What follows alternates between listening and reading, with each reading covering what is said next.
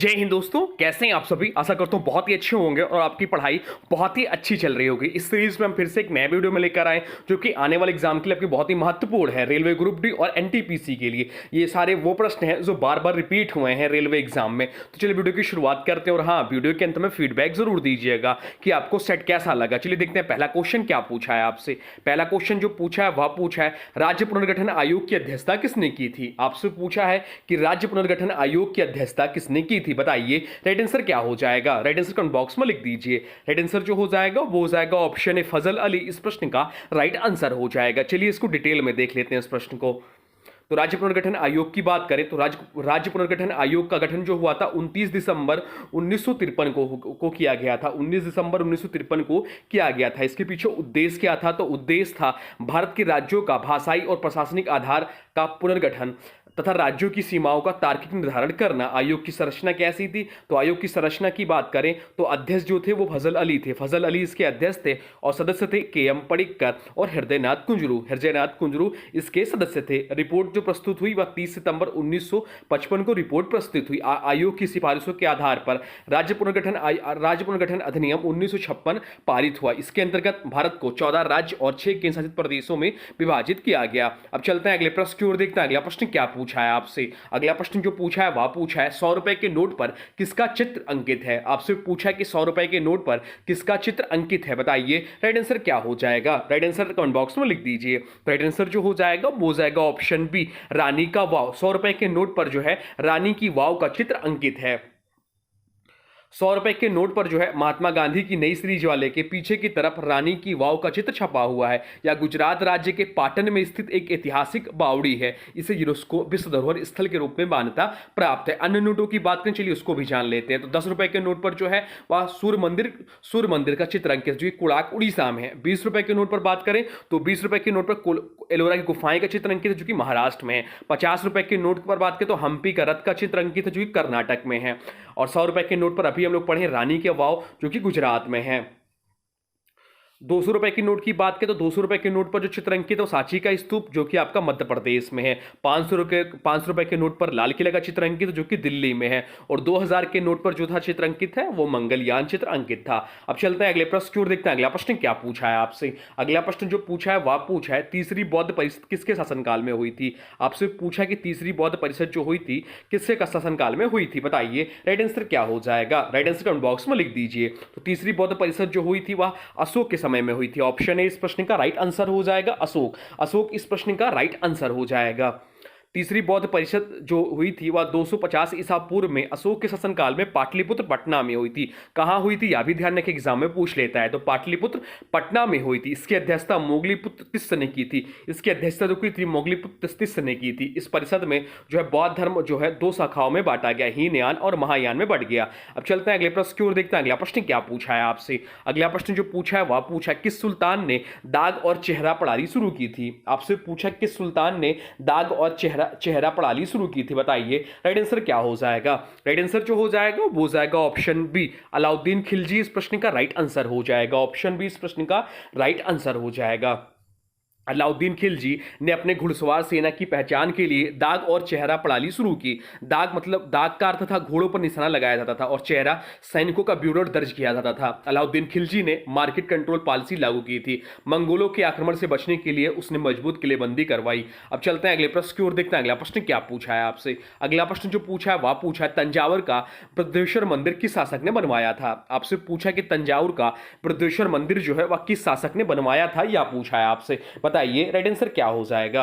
Right answer जो हो जाएगा वो हो जाएगा ऑप्शन बी राजा चोल द्वितीय ने। ऑप्शन बी इस प्रश्न का राइट आंसर हो जाएगा। चलिए इस प्रश्न को डिटेल में पढ़ लेते हैं। बृहदेश्वर मंदिर जो है तमिलनाडु के तंजावुर में स्थित है। कहां स्थित, तमिलनाडु के तंजावुर में स्थित है। इसे राजा चोल प्रथम ने बनवाया था। सॉरी, वहां पे आप लोग सही कर लीजिएगा, राजा चोल प्रथम ने बनवाया था इसे। यह मंदिर भगवान शिव को समर्पित है। किसे समर्पित है मंदिर, तो बृहदेश्वर मंदिर जो भगवान शिव को समर्पित है। इस मंदिर का निर्माण ग्रेनाइट पत्थरों से किया गया। यह यूनेस्को विश्व धरोहर स्थल है। अब चलते हैं अगले प्रश्न की ओर, देखते हैं अगला प्रश्न क्या पूछा है आपसे। अगला प्रश्न जो पूछा है वह पूछा है भारत का पहला मूक फिल्म कौन सा था। आपसे पूछा कि भारत का पहला मूक फिल्म कौन सा था, बताइए राइट आंसर क्या हो जाएगा। राइट आंसर जो हो जाएगा वो हो जाएगा ऑप्शन ए राजा हरिश्चंद्र। राजा हरिश्चंद्र इस प्रश्न का राइट आंसर हो जाएगा। भारत की पहली मूक फिल्म जो थी वो राजा हरिश्चंद्र थी।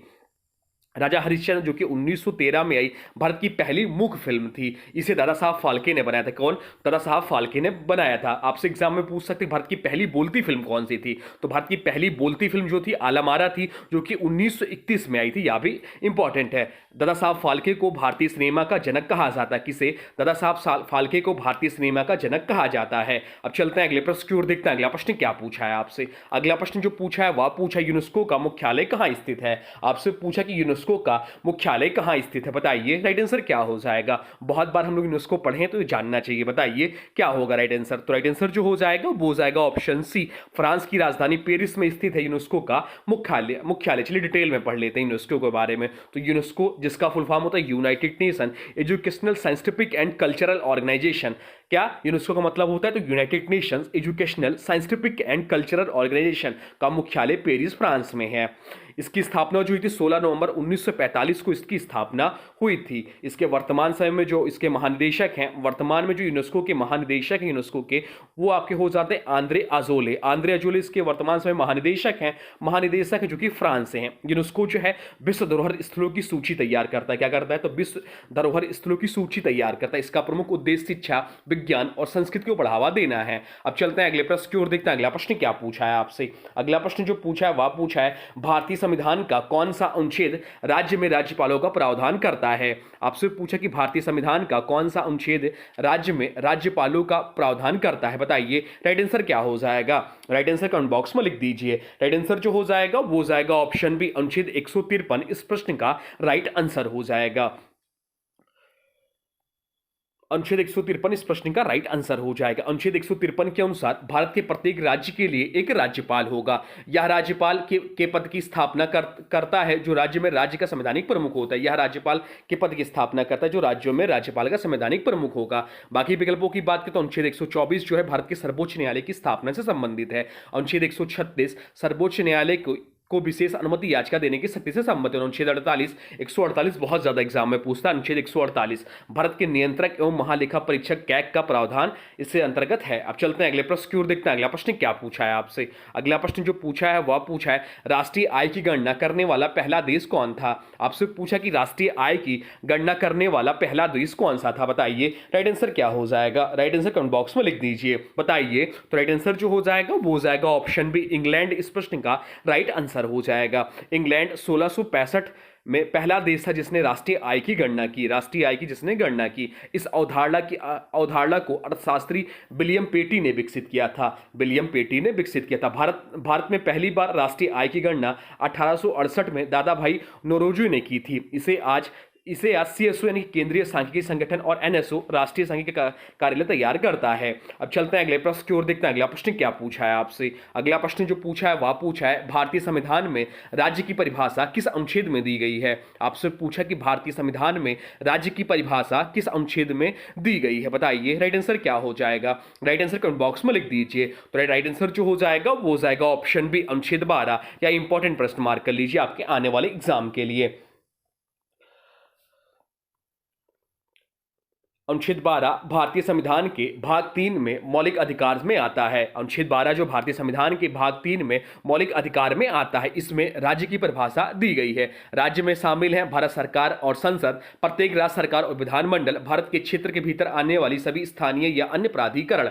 अब चलते हैं अगले प्रश्न की ओर, देखते हैं अगला प्रश्न क्या पूछा है आपसे। अगला प्रश्न जो पूछा है वह पूछा है भारतीय राष्ट्रीय कांग्रेस के पहले मुस्लिम अध्यक्ष कौन थे। आपसे पूछा है कि भारतीय राष्ट्रीय कांग्रेस के पहले मुस्लिम अध्यक्ष कौन थे, बताइए राइट आंसर क्या हो जाएगा। भारतीय राष्ट्रीय कांग्रेस जिसकी स्थापना 1885 में A.O. हुइम द्वारा हुई थी। आपसे पूछा इसके पहले मुस्लिम अध्यक्ष कौन थे, तो पहले मुस्लिम अध्यक्ष जो तो बदरुद्दीन तैयब जी थे। बदरुद्दीन तैयब जी इस प्रश्न का राइट आंसर हो जाएगा।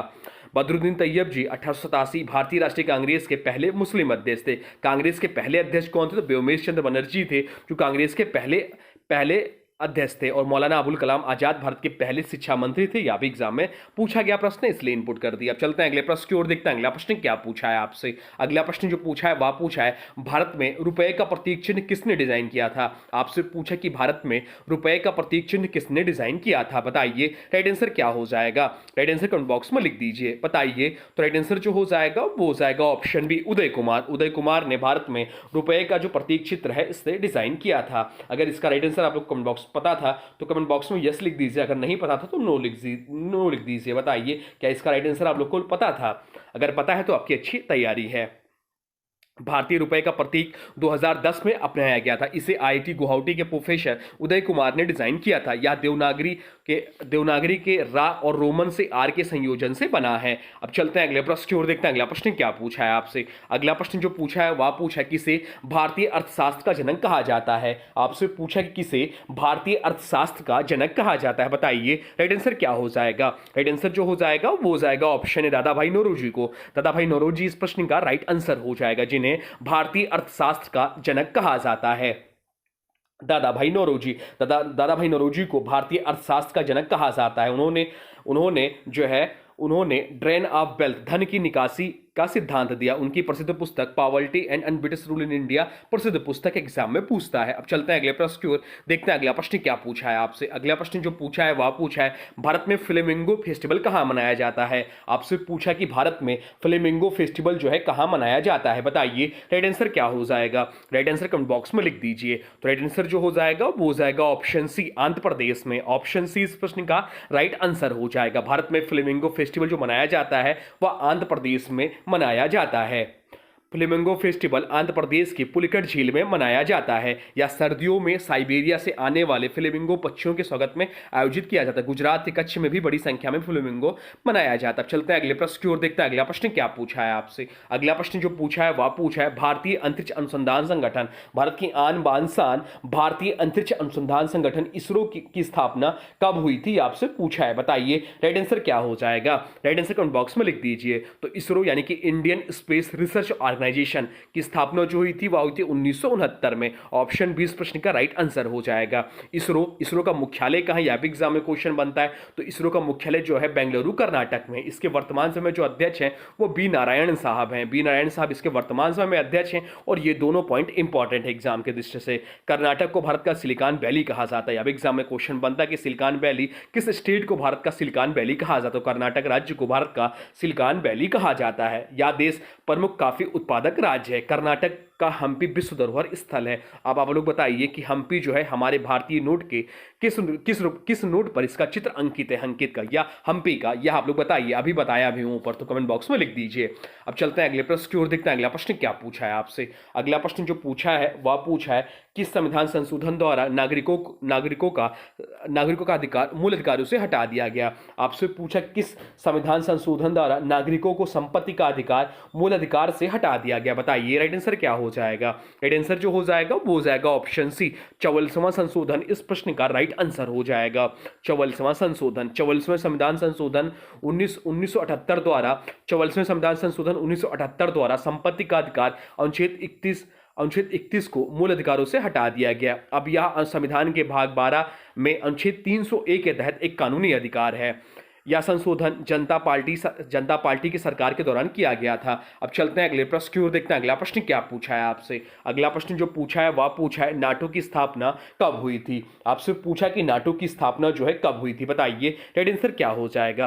राइट आंसर जो हो जाएगा वो हो जाएगा ऑप्शन सी, 1949 में। नाटो की स्थापना जो हुई थी वह 1949 में हुई थी। चलिए नाटो के बारे में डिटेल में पढ़ लेते हैं, एग्जाम में इससे क्वेश्चन बनता है। नाटो जिसका फुल फॉर्म होता है नॉर्थ एटलांटिक ट्रीटी ऑर्गेनाइजेशन, क्या है full form, North Atlantic Treaty Organization की स्थापना जो हुई थी 4 अप्रैल 1950 को हुई थी। इसका मुख्यालय जो है ब्रुसेल्स बेल्जियम में है। कहाँ है नाटो का मुख्यालय, तो ब्रुसेल्स बेल्जियम में इसका मुख्यालय। इसके वर्तमान समय में महासचिव जो है मार्क रूटे हैं।